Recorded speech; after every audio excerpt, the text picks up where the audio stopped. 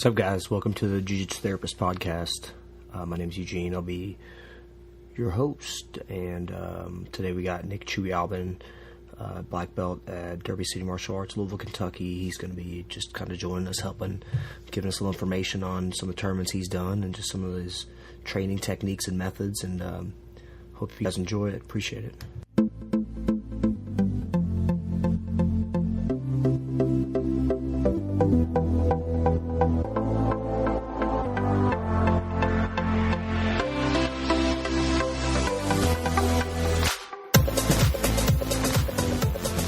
All right, Chew, what's going on, man? So, go ahead. So, me and Eugene were in the middle of a conversation. It'd be fun to share. So, we were kind of talking about how, when you're on the mat, that, sometimes your ego gets the best of you. You don't want to lose certain people, and so I was going to share with him. There was this guy. It was just this weekend. His name was Dexter. He sent me a message, and I did a video online where I was talking about performance anxiety and basically losing that. Like, basically stop worrying about what your coach thinks, stop worrying about all the bullshit, and just do what you want to do on the mat and stop being like hamstrung by your own thoughts, your own bullshit that's going through your brain. He said, man, that kind of rung true to him because he said when he competes, he feels like he has to uphold a certain standard. But he said, man, when I'm in the gym day to day, it's a competition. And we all know that, jiu-jitsu, there is a competitive element to it. That's the whole reason it's fun to get something, because there's an actual chance you're going to lose. Mm-hmm. So the fact that you win makes it worth something. Well, he was asking, he's like, man, I'm a 4-stripe white belt now, and I really want to uphold a certain standard for my coach because, he's climbing his way up to blue belt. And he's like, I want to make sure that I'm representing him appropriately. And so he was saying that he felt like his anxiety is kind of getting the best of him. And when we say anxiety, you're not talking about like being just debilitated, but basically just, your nerves are getting the best of you. So, you're on the mat, you can't take advantage of opportunity as they present themselves. You get frustrated with yourself too easy. And, he was asking kind of like, what his tips would be. Mm-hmm. And it just so happened that I was listening to this lecture series. I actually sent it to you guys in the email. Right, yeah. And they get into... What's it called, by the way? It's called How to Learn. It's by I got it on Audible. If you guys have an Audible subscription, it's a great lecture series. It goes into a lot more than just, the motor learning. But they talk about motor learning skills, but they also talk about how the mindset, how your mental state will affect your ability to learn. And the mind, from what their studies, learns best in a sort of quasi-relaxed state. So basically, your mind does not learn well. And we think in jiu-jitsu, what are we doing? It's basically we learn visually and verbally techniques, and then we put them through the feedback loop of rolling, and then we come back to it. And then, right, you basically get the feedback from rolling, come back, refine the technique, go back to rolling, feedback loop, come back. Yeah. And so, jiu-jitsu it's essentially just learning movement patterns. And what they found was that people learn better when they're a little bit more relaxed. So when you get on the mat, if you're stressed out, you're not helping yourself. By putting that added stress on yourself, you're not allowing yourself to learn, you're not allowing yourself to explore things, you're really hindering your growth. And, I think about my best performances ever, whether it be rolling, match related, or competition related, it always came from situations where I just did not care, right? Basically, I accepted losing as an inevitability or a possibility, and because of that, instead of worrying about the outcome, I was like, I'm just going to worry about what the fuck I'm doing right now. Yeah. And you can...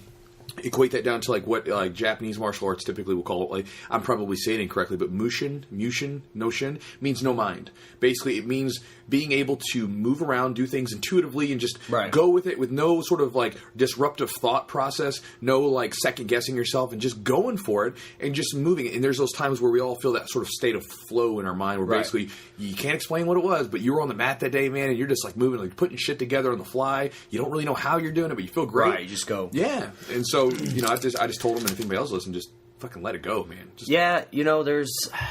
There's two sides to that. I feel like I did that one tournament that we had at the gym, and I wasn't planning on doing it. And I've written about it. I've written a few things about it. I've kind of started blogging about it. And the thing with me was I had whatever happens, happens personality, attitude about it. So I was like, well, if I win, great. If I lose, great.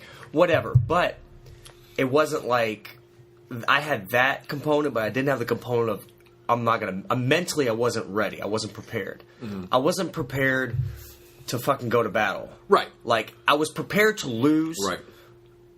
Or win or whatever, but I didn't give myself everything. Right. I didn't put everything out there. You said, you saw my face. I made the stupid face of like, oh, well, whatever. Yeah. Shit's about to go bad, and I knew it, and you knew it, and I could tell. Yeah, he was written on your face. Yeah, it sucked. But so you got to be you have to be ready to lose, but do everything to win. You know what I mean? Right. So it's like it's controlled aggression. So instead of going out there in the match and being afraid to lose, where you're like you can't pull the trigger on shit because you're too scared, you got to be like, fuck it, I might lose. That's a possibility, but what can I do right now and just go after this dude and fight after him? You know? Yeah, I think for me it was I threw up a solid submission, and then for some reason I didn't finish it. I don't know, maybe I didn't believe I could. I don't know. Then I threw up another one, didn't finish it. Threw up another one, didn't finish. And after that, I was like, my cardio, I felt like I broke at that point. Well, right, so, and you know the fucked up part about it is that you've rolled with that dude before, in just in a gym training environment, right? And you know, I mean, so it's one of those things where like again, like it wasn't that long ago, right? You guys rolled with each other in a gym.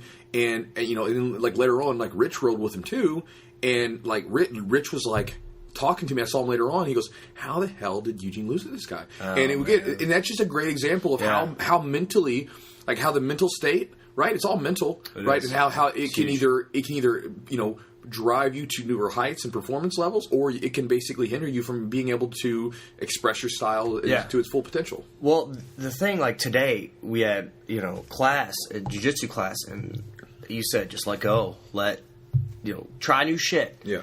And so I was like, all right, I know my A game. I know my shit that works that I can use against upper belts, lower belts, whatever.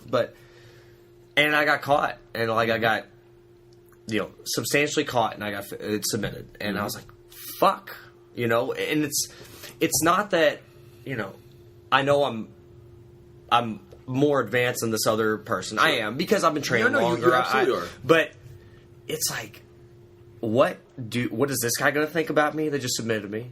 What's my coach going to, like he said, what's my coach going to think?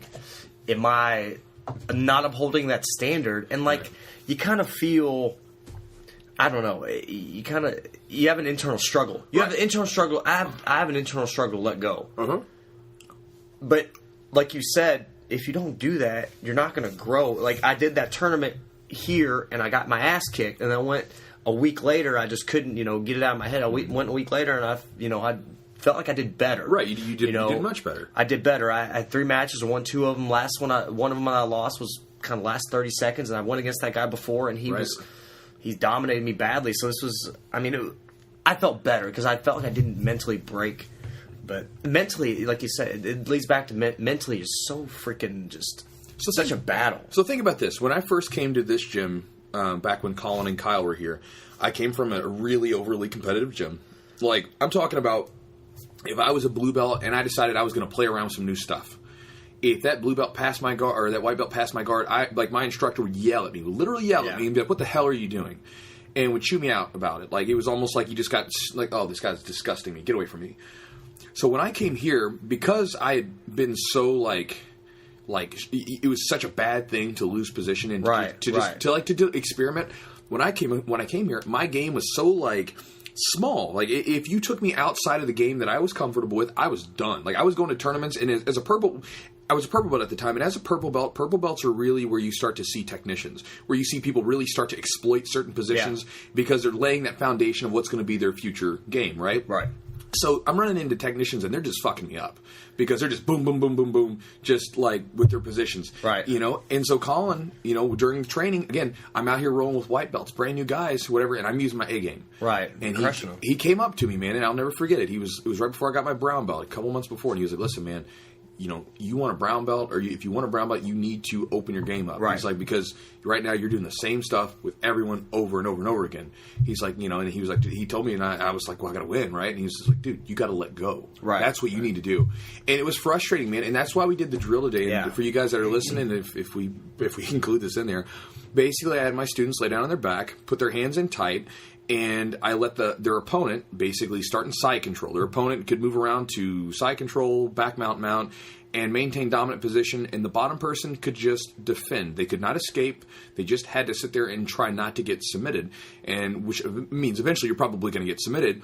But the sort of the lesson to learn from that is, one, like, if you really buckle down, it's really hard to submit someone, right? Because like, if you're not exposing yourself, it's hard to submit, right? So that'll make you more likely to be able to take a chance, because you're like, you know what? I know that if someone gets on top of me, I know I can shell up and I know I can protect myself. But the second part of it is just learning that it's okay to get submitted, because again, we all have that internal struggle. It's so hard to accept. Everyone does. It's so hard to accept that. But think about this: everything that you do in life has an internal struggle, right? Like, even like me, I post up stupid videos. Every time I post up a video, I feel so stupid doing it, right? You just started a blog, right?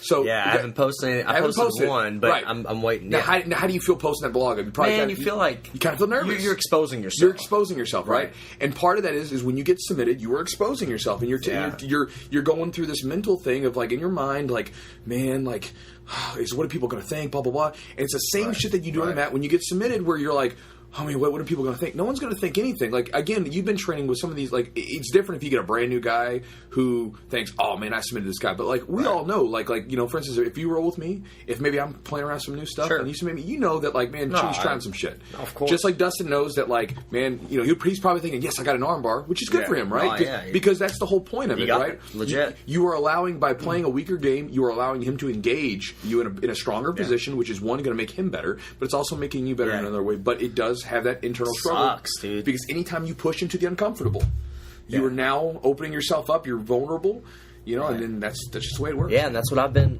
I mean, I really enjoy. You know, I'll tell you, Tony's one of our black belts. I love rolling with him because Tony's just like he makes me be really technical, and I just try different shit and get in different positions that I'm sometimes uncomfortable in, and you know, I've been trying to work X guard a lot more, and so it's hard against guys that are super big and heavy and strong, just because getting into the position. So I just enjoyed that. I enjoyed kind of working a little more. So, well, and Tony's also he's like, you know, I call Tony the sort of encyclopedia. Yeah, because he's just got so much knowledge. He's fun, man. He's fun to roll with, and but everybody's, you know, and that's one thing, like developing your game. Like, what do you see as far as like body styles? Certain people, you know, obviously longer limbs. A lot of people like to play from their back, triangle chokes, that kind of stuff. I play a lot of knee shield. Yeah. You play a lot of, you know, half guard. Something I like half guard too, and I work kind of a modified half guard with that. You know, the beautiful part is, one, is that you know, part of going back to like playing new stuff. Part of the beauty of that is that if you play with more positions, your body will figure it out before your mind does, right? Your body will figure out what you're better at. That's why if you throw a group of people on the mat and you start throwing moves at them, every one of those people is going to favor something a little different, because everybody's body's a little different. You know, like short arm people typically favor kimuras and arm locks because their arms are stronger from those positions. They have more leverage. Longer arm people typically have more trouble with kimuras. Guys with thin arms typically can shoot in for guillotine chokes pretty easily if they have a sharp bone there. You know, guys with thicker ankles, typically they favor some ankle locks, because you ankle lock them, they don't feel shit. So they move, they can get the ankle lock. And then you have guys with long legs, triangles. You know, even guys who have like very mobile legs. Like Rich, for instance, played soccer. One of our guys played soccer, and he was a good soccer player, played in college. So when he got on the mat, he had these really, really agile, nimble legs, and he can just throw them up in different angles. And boom, there's the choke. You know, and so you know, as far as developing it, part of it is, one, you know, just letting your body play around and figure out what it's going to be good with, because it'll find it for you. I'm sure that there is probably, like, I know there is, it just would require a lot of work, but I always had this idea of doing a study, like basically polling different gyms and then getting them to do certain measurements, and then basically saying, like, ask those people what are their moves they favor, and you try to get some, because I guarantee that there is like if your arm span is this opposed to your shoulder to shoulder span, you're going to favor these moves, and vice versa, whatever. Yeah, you know, I feel like you can throw up, like you said, different stuff from different angles, and yeah, I mean, so what do you think as far as tournament training? Give me a little bit about kind of how you go about, say you have a tournament coming up. What do you do? Mental preparation, physical preparation, even watching video, watching tape.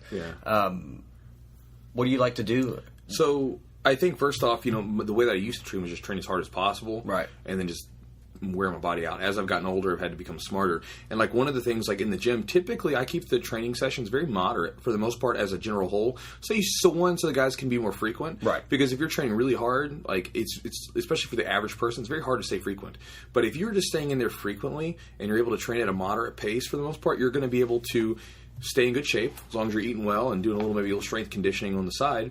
When it comes down to tournament, you typically you don't want to go into, for instance, like if you're going to go to the tournament, you don't want to have your hardest training sessions the week of. Okay. You know, and I know that seems very, well, duh, right? Because you don't want to beat yourself down, but so many guys do it. Like they'll train hard all the way up until the week of, and it'll be like Wednesday when the tournament's on Thursday, like, you know, or Friday or Saturday or whatever it is.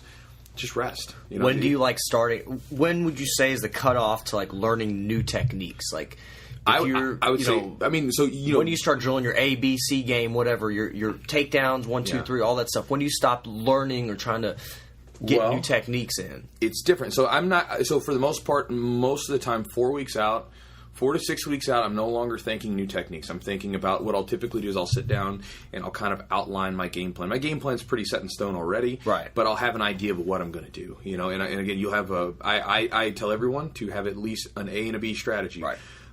You know, for me, my A game is I'm going to try to take the person down, and I have a guard break passing combination to submission, right, from a dominant position. My B game, primarily in the bottom, I'm mostly a sweeper. So I'll pull guard, get to my position, sweep, get top, link up with my dominant position in my passing situation that I'm good with, get to the dominant position, submit. And so you just link those up, and then, you know, make sure you have at least one. And for if anybody's out here is like even a white belt who wears it, sure. I don't really know. Just make sure you have like one go-to move from every position, right? And then when it comes time to roll, go into those positions and really force those areas that you're trying to get to. You force your game plan on someone. And as far as like learning new moves, every now and then, sometimes it happens. You'll learn a new move or a variation of a technique while you're getting ready for the tournament. That happens sometimes. But for the most part, 4 to 6 weeks out, I'm going to really go down to the bare bones, and I'm going to be drilling my techniques that I'm already good with over and over and over again, basically sharpening that blade to get it ready. What do you like to cross-train? I mean, if you're training for a tournament, is there any kind of strength training you like to add? Strength training? Yeah, just strength training, running. Oh, yeah. I feel for me, like, I actually like running. I hate to run, but I feel like it helps my cardio for jiu-jitsu a lot. I don't run very much anymore, just because of the impact on the knees. Right. I'll go for like a light run. Right. I genuinely enjoy being outside, so like going on a trail, like a real light trail run or something. But as far as cardio goes, for the most part, I really like the Airdyne bike. Yeah, I do a lot of intervals on it. Because with the Airdyne bike, even if you're in good shape, you can just burn that thing up. Yeah, it sucks. And so, like for instance, if I know I'm going to have if I look at the brackets and I know like I'm going to have like 4 matches or 5 matches, what I'll do is I'll set the timer, like for whatever my time's going to be, and I'll do Tabatas, like 20 seconds on, 10 seconds off. Right. And I'll basically replicate how many matches I'm going to have on that Airdyne bike. I like things like, I'm a meathead, so I like barbell complexes. Okay. You can go really, really lightweight. Like, for instance, I posted up a video of the Cosgrove's Evil 8, which is like a barbell complex that guy made. And you're doing 8 exercises, and it's brutal, right? And you're doing lightweight. Like, I'll do anywhere from like 115 to 135 pounds. It's awful, right? And again, it's a cardio workout that you can do in about 12 to 15 minutes, and you're done. You're not really. You're kind of transitioning. You're kind of not really supersetting, but going from exercise to exercise with minimal breaks in between. No breaks, basically. No breaks, okay. So basically, it's a deadlift, a Romanian deadlift, bent over row, power clean, front squat, push press, back squat. Good morning. You do 6 reps of each exercise, and you cannot drop the bar. Gotcha. And then you take 90 seconds break. And then 5 reps and 90 seconds break, and then go down the list. But then so that kind of stuff. That sounds like it really would translate well to jiu-jitsu. I mean, I think that kind of stuff. I think CrossFit. Yeah. For me, just thinking of from a perspective, I think it really translates well. I mean, I think it can. I think complements well. I think it does if you go into it with the right mindset. Like if you have to. For me, like I've done CrossFit plenty of times, and if I go into a CrossFit workout with some guys, I have to remember my place. I'm not a CrossFitter. I'm a jiu-jitsu guy. And so, where CrossFitters can sometimes get away with some sloppy technique, because it happens, right? Sure. Like when you're trying to go. You get fatigued. Right, exactly. You get fatigued. For me, I don't let it. It can't happen, right? Right. Like, because for me, CrossFit's a side thing. So if I go over to the mat and I'm busting up, it's my side piece. It's my. I'm not very witty. Yeah. I'm sorry. We'll keep going. It's okay. But threw you off. It's cool. It's like because for instance, if I get hurt, like pull my back, right, doing like sloppy deadlifts on a deadlift on a CrossFit workout. Well, the CrossFitter, after they're done, they get to rest. Sure. I've got to go roll. Yeah. And so I can't afford to. So for the most part, like if I do a CrossFit workout, I love the supersetting idea. I love the idea of basically you combining muscle groups at the same time so your body's fighting to like fuck, which muscle group are we using now? I'll just make sure that I do the slower pace. Sure. And more of a sort of instead of going fast, I'll just kind of just go at a smooth rhythm. Rowing is also a great workout. Awesome I love rowing. Full body. Full body, it's a great recovery. Like if you're really sore and beat up sometimes, just get in there and get a light row going, man. It's a fantastic workout. What do you like to train as far as frequency? As far as, like for me, I know I do the sweet spot for me is about 3 days a week as far as jiu-jitsu goes. But I'll probably train about 2 hours at a time, do a couple classes. Because I think if I go back to back, I feel flat. Yeah. What do you like to do as far as because you're on the mats every day, Sure. really? So what's your kind of training regimen as far as going hard or rolling hard or recovery rolling? What do you like to do? I think that you have to listen to your body. I think that's the most important part because to me, like the bodies, like there's seasons of the bodies, like every day might be different. You know what I mean? Like there's summer sometimes. Summer you're getting out there and you're just excited, you're full of energy, and then sometimes it's winter. And you're just like I'm wore out, exhausted, I don't want to move. So you got to really listen to your body. I think first off, like. Because everyone's a little different. Like for me, sometimes like I'll feel like today I feel great. Like I'm going to train 3 times a day. Wow. And I know I feel it. I can. Are you going to roll? I'm going to roll. Classes? I taught 6 a.m. class. I didn't roll because I knew I was going to roll at 7 o'clock. So I felt great at 11. I'm going to train and roll at 6 with the white belts, and then I'm going to train and roll hard in our 7 p.m. tournament training class. And I'm just going to that's what it's going to be today because I know I can feel it. But there's other, like yesterday, I didn't feel it. I was like, man, my body is tired. Right. So I didn't really do anything. I basically said, you know what? I don't really want to do anything. Okay. I got on the mats, I taught class, and focused all my energy there. When I got off the mat, I did a really light lift just because I just want to get the blood flowing. Sure. But otherwise, I didn't do anything yesterday. Yeah, I kind of have. Yesterday, I didn't do anything, and today I feel like shit. Yeah. I was just kind of tired. And so I just didn't really even. I think getting a little bit of blood flowing is awesome because if I don't do anything, if I sit around all day, I feel like I can't get my body going the next day. I agree, and something I tell people to do is take walks. Like I know it seems like silly, like a walk. What the fuck a walk for? No. But I really think, man, like it can be incredibly therapeutic. Yeah. Just man, go after you're done with dinner, go grab your girlfriend or wife or whatever, boyfriend, go for a walk. Yeah. In the mornings, I love taking a walk like early in the mornings before like the day gets going. Yeah. Like I'll do them here at the gym sometimes. Sometimes I go to the park right by my house.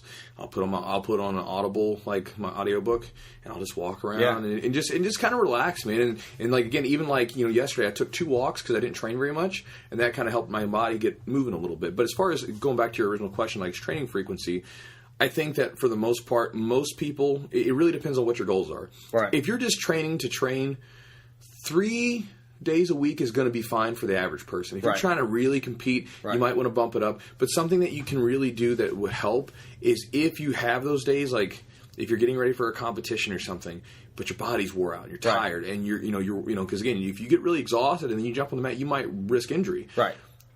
Drill. Like grab a partner and do lots and lots and lots of repetitions of your game plan movements because you should have a game plan in place, right? If you're getting ready for the tournament, and just drill, man, because again, that's going to help you. You're going to get your blood flowing, and you're not going to risk injury because you're just moving. Yeah, I think mental. I mean, one thing with physically, I feel like 3 is like a sweet spot if I'm not really training for a tournament. Sure, but I think mentally, it's a sweet spot for me, and the reason why I say that is because I feel like if I'm not thinking about jiu-jitsu. Mm-hmm. Or if I'm not actually thinking about it and then doing it, like I feel like my mind is not sharp, like jiu-jitsu wise. I feel like I'm like thinking more than when I'm on the mats. I don't really think. I kind of go, right? Because you don't have time to think, right? I feel like if I go like a Tuesday and then a Saturday and I skip that Thursday, like I'm like shit. I feel just out of sorts. I feel like I'm catching up. Right. I feel like I'm not as sharp, and I think mentally.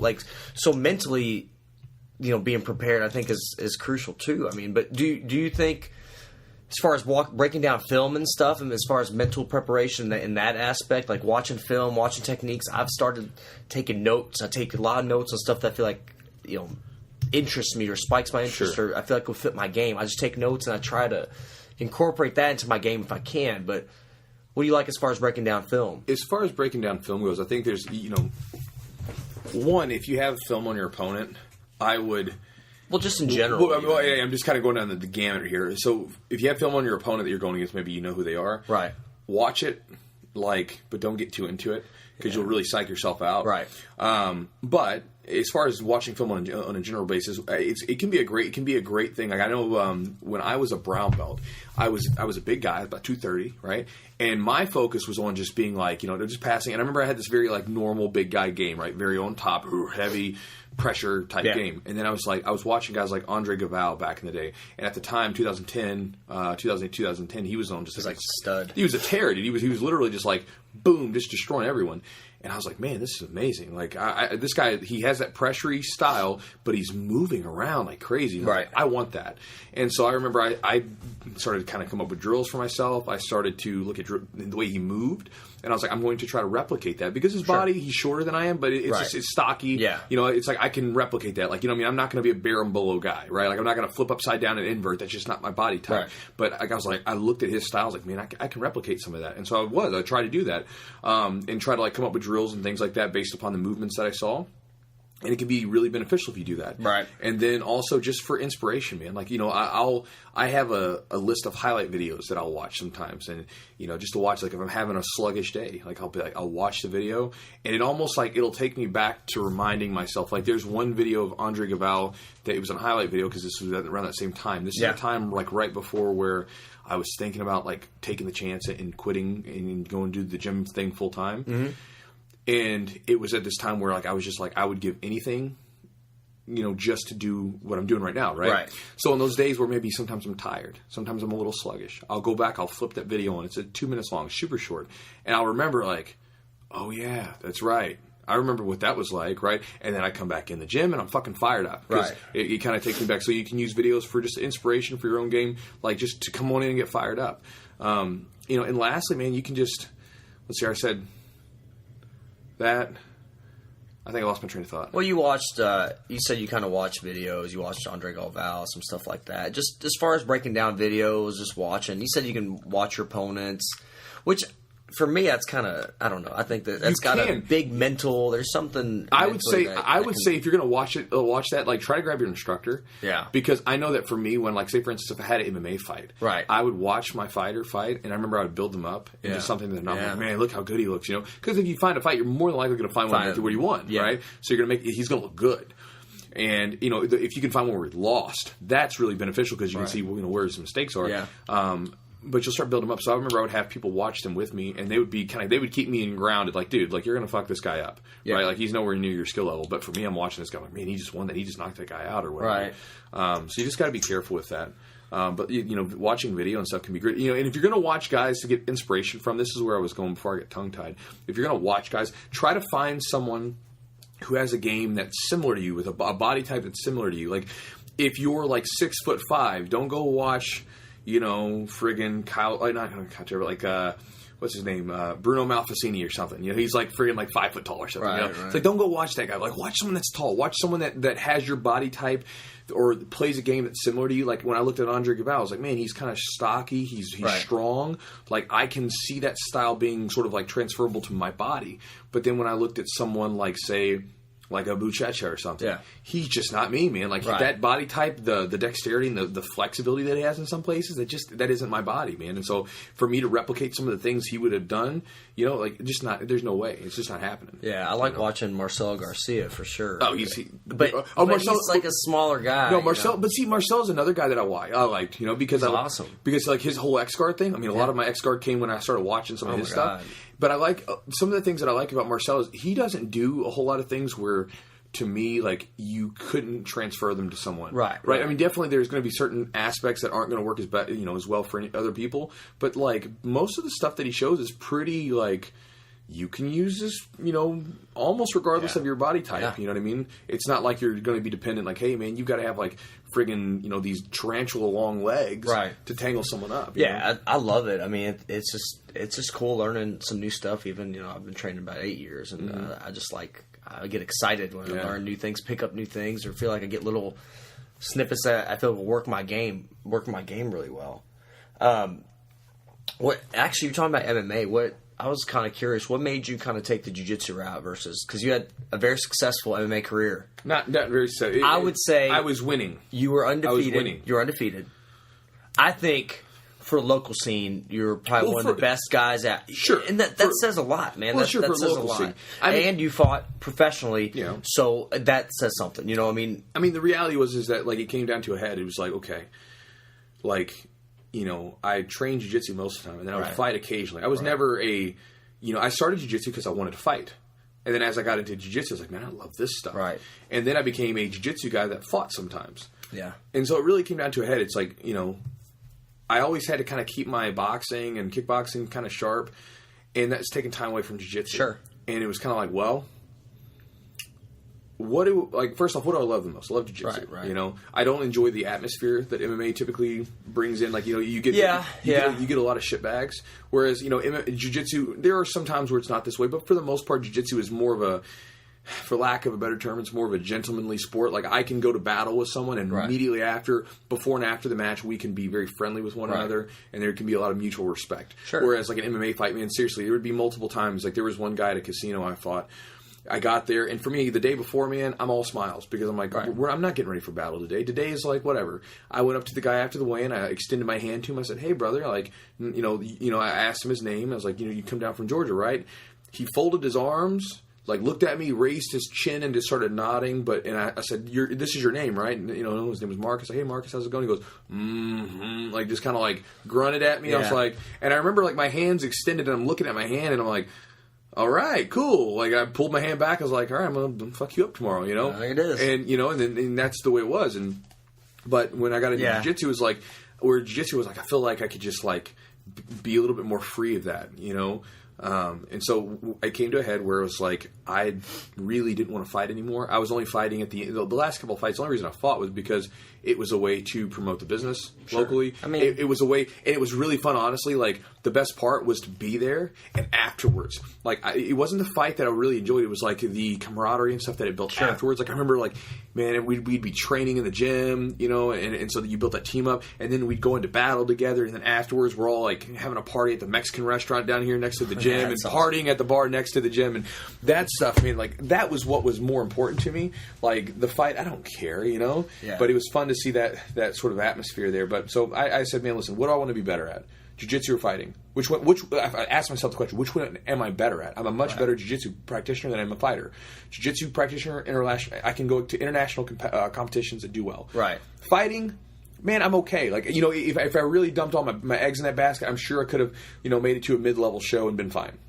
But I was like, I was never going to be like a UFC standout or something. First off, I don't have the frame for it, for my weight. Right. Jiu-jitsu, I can be effective, but in fighting, man, like, I'm walking around 210 right now, and I'm not a big guy. Like, I've stood next to, like, I would have to be an 85er, and I've stood next to 85ers, and they're huge dudes. Yeah. Like, I see Luke Rockhold in person, I'm like, who is this monster? Yeah. Hell, Chael Sonnen, I met him in person, and he dwarfed me. Well, yeah, he's like 205. Like, he walks around like 220. I'm 210, 215 right now, and he, like, still is much bigger than me, and it's like, man, like, look, this just isn't for me. Yeah, like, sure. Well, you'd probably have to torture yourself to cut weight. Right.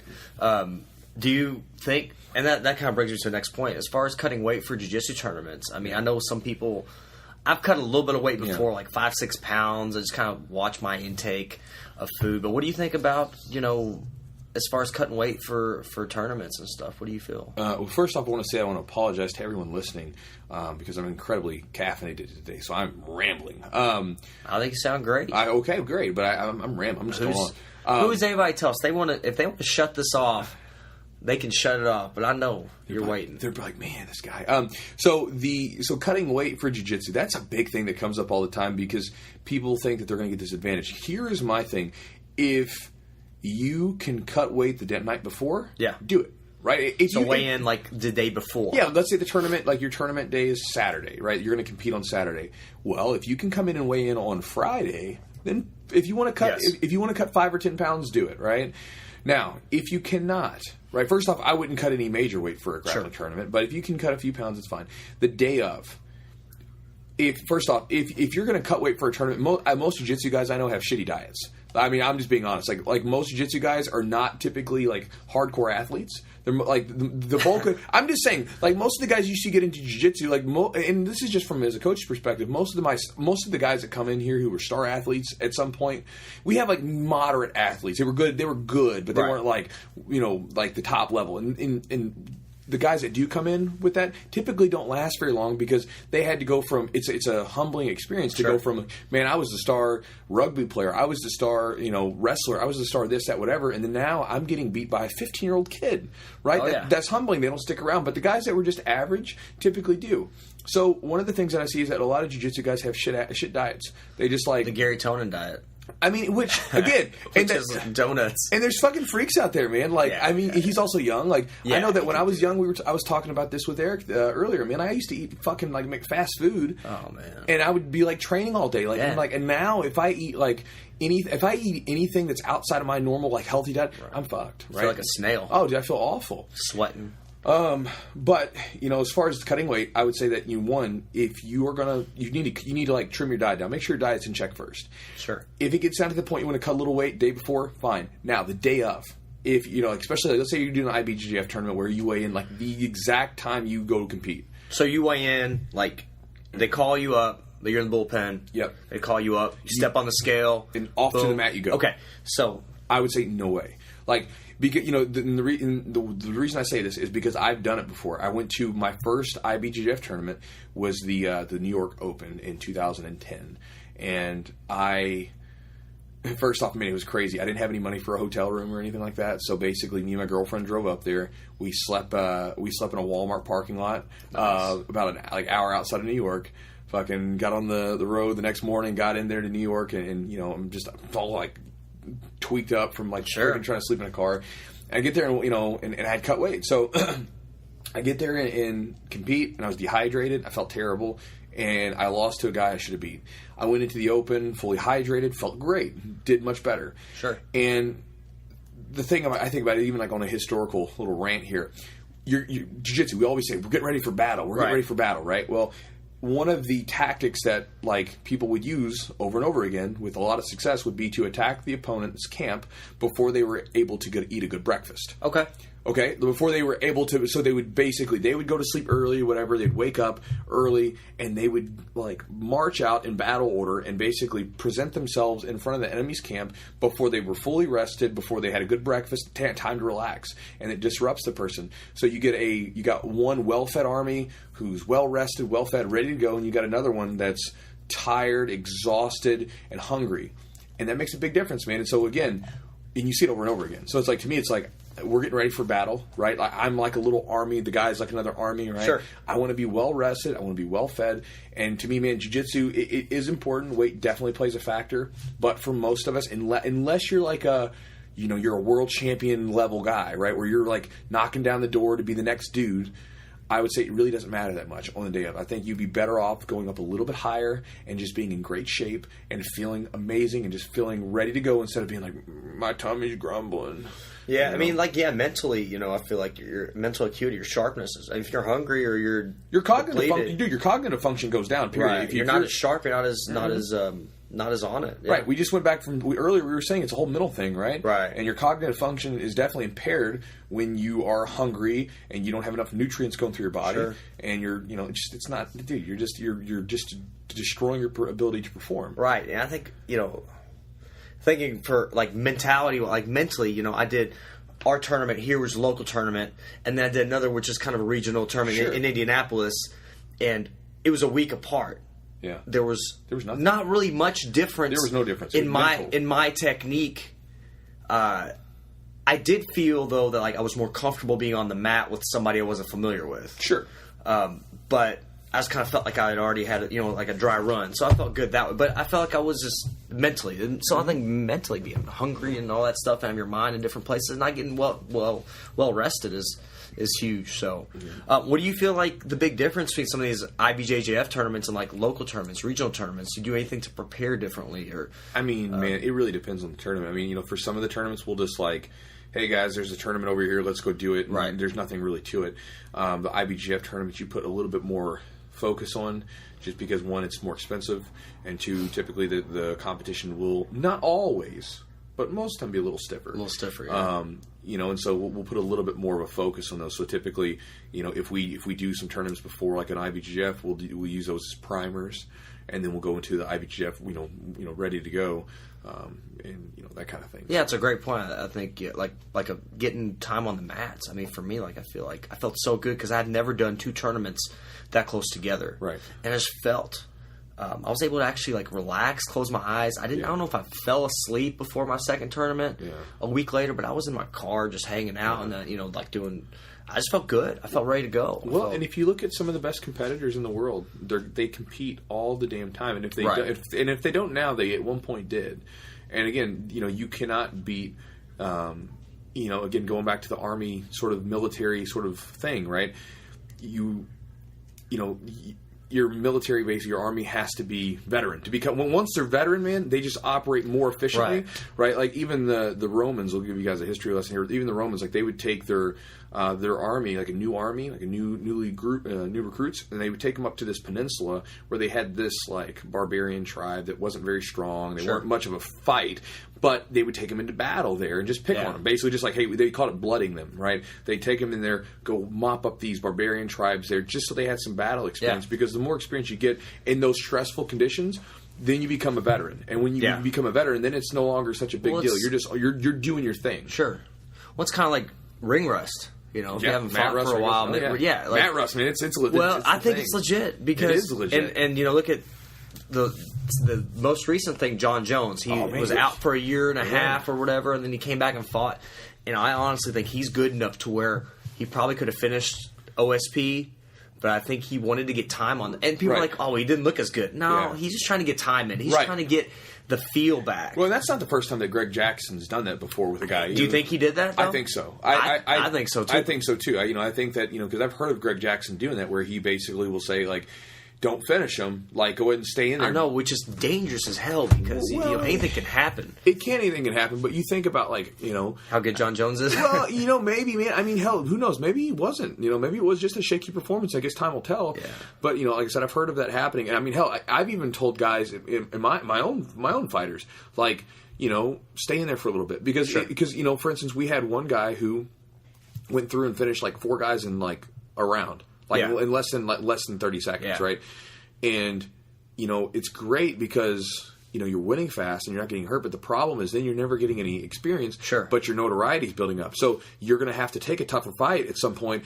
And then you get into the grind. Can you make it out of the first round and not be exhausted? Sure. I know that the first time I made it out of the second round, because I had 10 fights in my amateur MMA career that basically went out where they were done in the first round. And then I get to my professional fight where it went out of into the second. And I was like, I wasn't tired, luckily, but I mean, I remember being like, oh, this is what it's like to be in the second round. Huh. Whoa. You know what I mean? So. Yeah, I mean, that's a good point. Matt Rust is a thing, man. I think it's real, man. If someone's really trying to be a competitor, it's one thing if you just want to compete sometimes, but if you're really wanting to compete, it has to be something you really got to dedicate some serious time to. You need to be competing on a regular basis. I think it helps, for me personally, control my nerves. Because I'm always nervous, obviously, before I go out there. But I wasn't as nervous. I didn't feel like I had adrenaline dumps, just the highs and lows. I felt like, even keel, kind of, just kind of felt comfortable. So, I mean, anything, is there anything you like to do to prep day of? Do you like to do any kind of warm-up, anything you like to do before a tournament? The day of, I try to, lay down and rest as much. I tell everybody this, don't watch matches. Sure. Don't cheer for your buddies. If you're competing, just go, because everybody's a little different. Some people can. But for the most part, man, go rest. Because you'll find it does it.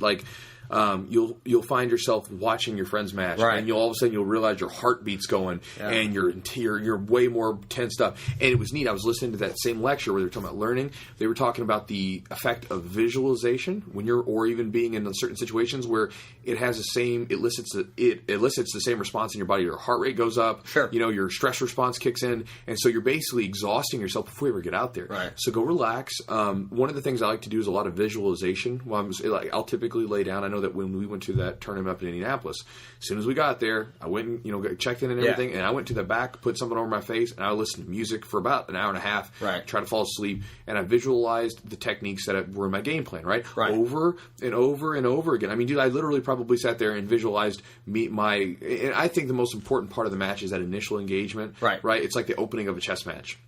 It lets you kind of know where you're at with the person, and from there you can just roll. But that initial, a little engagement really sets the tempo. So for me, I always like to strike first as much as possible. So I was just envisioning my takedowns, my setups, and then my initial guard pass. And I did that seriously, probably several hundred times over and over again in my mind. You hit them too, right? I did, and so I did that, and so I was like, okay, that's what I do. And then for the most part, I just try to rest, and then when I know that it's going to be within maybe an hour before a match, I'll get up.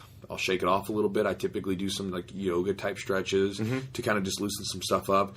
I like some jumps, any sort of explosive movement to really get the body going, and I'll layer up a lot of stuff over top of my gi so I get a nice sweat going. When I get to the mat, I want to be kind of sweaty. I want to have a nice glaze of sweat over my body because that means I know that my body's warmed up, because I think we've all been on the mat and your first roll sucks. If you're not properly warmed up, where you'll find that really happy spot where you're a little warmed up, you're not exhausted, but your body's warm, and that's where you start to feel like your motor's going. Right. And so I try to get to the point where I'm pretty tired, so I do a little some different body weight exercises and jumps and stuff like that, and really get my body going before I ever touch the mat. Yeah, I did a lot. Before my last term, I did a lot of the kind of dynamic warm up, the dynamic stretches, kind of hold and stretch for a few seconds. Sure. I was out in the parking lot doing sprints. Oh yeah. I did not enough to wear myself out, but I was just trying to kind of speed up, slow down, and see if I can get my heart rate up and heart rate down. Just and the other thing, those kind of little jumping, those high knees, and those kicks and stuff. I did all that shit, and I feel like when I got out there, when I walked into the actual gym where the tournament was, I felt, first of all, the heat, the body heat. Yeah. I felt this freaking pressure, and I was like, damn, I can't handle it. So I sat there, watched a little bit, then I went to the back and warmed up on some of the mats, and I went back out there and watched some the super fights they had. Mm-hmm. But I felt ready to go. I felt good. So I think it just kind of find your own sweet spot. Yeah, I feel that's really. Absolutely. I think that regardless, everybody's got their little routine, their little thing that you will refine as you compete more and more.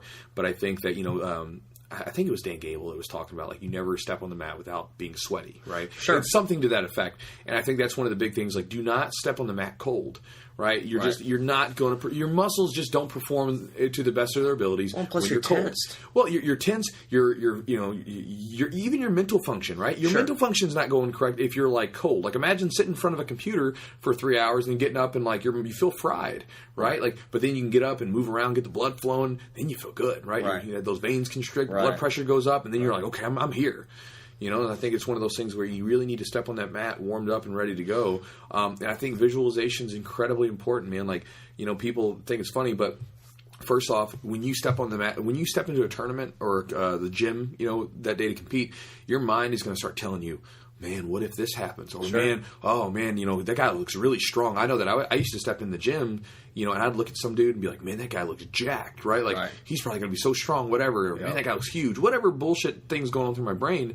And so what I do now is I can completely stop that. I'm like, no. And anytime my mind starts to go south, I just continuously, what are the moves I'm going to do? What are the moves? So again, getting away from the things you can't really control, the eventual outcome of the match.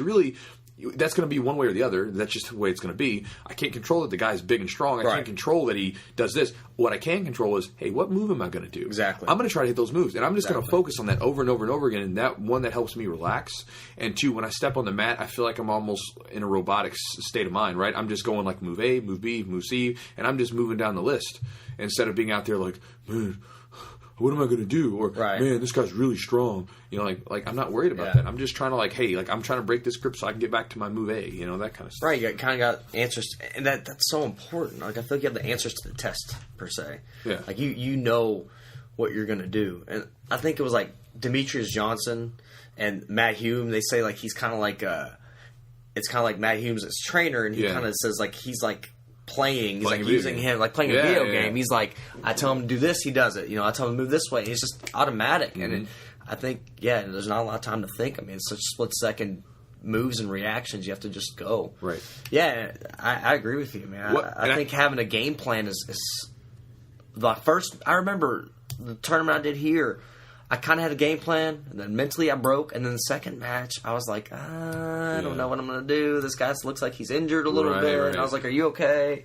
And he fucking submitted me in 10 seconds, which is the worst. But you know, in having a game plan, for instance, like one of my worst performances, I was a blue belt. It was my first blue belt match. I was coming back from a meniscus repair, meniscus repair, and then I came in there. I'd only been training back for maybe 6 weeks. And I get in the mat, and I remember it's a blue belt tournament, so I'm freaked out already. And I didn't have a good game plan going in there. I locked up with the dude, and I remember locking up with him, staring at him, and like, you know, at his face, and thinking like, okay, what now? Yeah. And that's the wrong time to do it because you can't think about it at that time period. When your mind isn't like in that mode of thinking, you can't think about what to do. So by having a game plan, you allow yourself to think clearly because you're like, okay, this is where I'm starting, right? And it's like almost like having a roadmap, right? Like imagine like you're driving down the road and you're like, which turn am I going to take now? I don't know. You know what I mean? But like, you know, if you kind of know the general direction you're going, you can follow that, the road that you're going. And then if you have to take a detour from time to time and veer off to a different direction, you can do that because you still know you're kind of going in what your general direction is. So if you step on the mat and you kind of know where you're going, if your move A or B doesn't work and you got to switch to something, that's fine. You'll be able to think more clearly because you have something to start with. Yeah, you have options. I think like having anxiety or having stress is, you can't worry about what the other person does. You can worry about what you do, what you bring to the table. And that's you can't control it. Right, you can't. Like, that's stupid. Like, it's dumb to think about what the person, fuck him. Right? Because, again, if you go out there and you execute your techniques, your sweeps, your passes, your takedowns, whatever it may be, you win the match. Sure. But if you worry about what someone else is going to do, it's like dumb. It's like, it's just silly, right? And again, we've all done it before where we're thinking about, like, man, this guy's got a good triangle. Your mind goes. Yeah. It was like, well, screw his triangle. Just pass his guard and he won't triangle you then. Sure. You know? No, I agree. Yeah, just that's one of the things that I've done that I think's helped me immensely is just practicing, knowing, being confident in my game. Being confident in what I do, right? And I think that's and it so crucial. It takes time to develop. It does, man. And the higher up, like you said, the higher up you get in this jiu-jitsu game, the more pressure. And it's hard. It's hard to accept loss. It's hard to accept defeat in front of your especially in front of your teammates and coaches and even younger kids that look up to you. It's hard to. Yes and no, because I think that now, like, I've gotten to the point where I obviously, as a black belt, I came in with a lot of pressure, and there's been several times where I know I didn't perform at my best because I was too nervous. But eventually there was a point where, I realized, like, look, when I go out there, like, my biggest thing now is I don't care. Like, I'm there to, like, put my style on display. I'm not there to win. I'm not there to lose so much. I'm there to, like, let my style speak for itself. Because, honestly, I've had matches where I won by a really small margin, maybe an advantage or a point, and I feel so disgusted with the outcome. Right. I'm like, I fucking hate myself. But then there's those times where, man, like me and a guy had a battle, and we went back and forth, and he won a small margin. But I was so excited about the way that match came out because it's like, man, like jiu-jitsu guys, it's a martial art, and to me, I have more of I'm not like a bean counter type, you know what I mean? I'm more of a feeling type. Sure. And I feel like it's an art for me. And so, we don't have canvas. We got the mats, right? So when we put our art out on display, what does that say about us, right? Are we saying, this guy, he takes a person down and he dry humps him and he doesn't move, right? Or this guy, like, scoots on his butt and he just hugs on people's legs.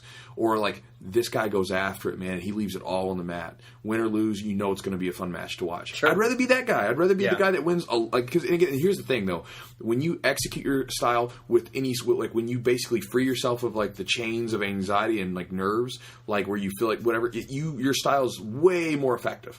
Yeah. You're still going to lose sometimes because that's just jiu-jitsu. Yeah. But you can really let that thing go out there and be like, hey, watch me. Like you're gonna want to watch this match because so and so's up there. Not man, like that dude's boring, or that dude's game. It's okay, right?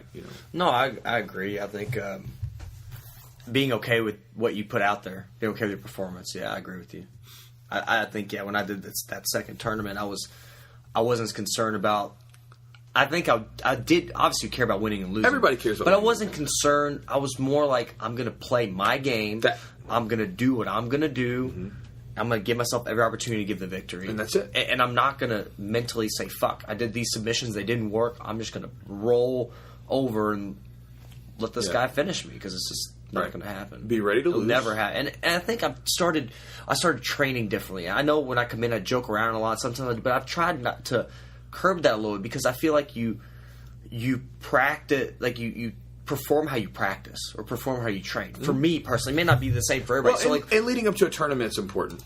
I come in and I'm like, this person is not passing my guard. They're not getting my side control. Just everything in my power to fight it, and that's kind of what I do. Right. And I think that's helped me immensely getting geared up for a tournament. I think I try to really. Today I don't think it was as much in that mindset, but I really try. And sometimes I'll come in and you'll think, Eugene, are you all right? I'm more. It's not that I'm just more focused. Like I'm more into drilling and I'm more into just really improving my game. Sure. I don't know. Well, think of it this way. So if the military is not at war, what are they doing? Like research and development, right? They're R&D, right? Sure. And then when it's time to go to war, that kind of stops a little bit, and they're like, hey, we got to use the weapons we have. Right. So, like, that's where you go back to, like, the tournament. Okay, like, when you're not getting ready for a tournament, you're not really getting anything ready for specifically, you can just kind of play around a lot more. Yeah. But when it's like, then all of a sudden, like, it's like, hey, tournament's coming up in, like, 4 weeks or something, a month later. All right, like, what do we have right now? What do we have to work with? Let's focus on this stuff, and let's really, really tune this stuff up. Yeah, I'm more charged up. I'm more just... just more ready to kind of really go after it. Go after it. Yeah, I mean, that's a great point. Chew, that's all I got, man. I appreciate your time as always. I know hopefully we'll get this together more often because you're a great resource for us, and I know you're probably the best jiu-jitsu instructor in Louisville by far, in Kentucky and everywhere. Not my words. Hey, man, there's a reason why we train out in Derby City, and it's because it's the best jiu-jitsu by far in the area. That's why I drive 45 minutes every day when I go to gym 5 minutes down the road because of the atmosphere, and just we appreciate it. And I appreciate your time, man. You guys coming out, man. You guys are awesome, and thanks. Cool. Awesome. That's Nick Chewy Albin, Derby City Martial Arts. He's a black belt out here, head instructor, and appreciate the time.